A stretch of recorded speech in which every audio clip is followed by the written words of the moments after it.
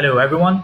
So for today's job, we are going to have you find the name, first and last name, job title, and email of women's clothing Shopify stores in first world countries, so USA, Europe, and Australia, even South Africa, but all first world countries.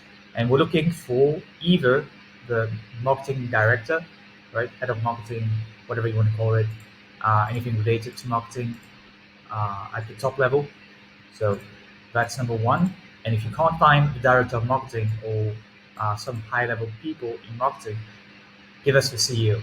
Okay, you're gonna have to generate their name, their last name, and their email, which is the priority here, right?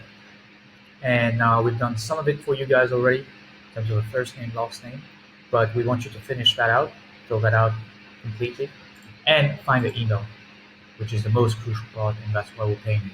We don't care how you find those emails, as long as you find them, and just like fill them out everywhere here. Okay, that's it in a nutshell. Let me know if you have any questions in the messages, and we should get going in this job. Cheers.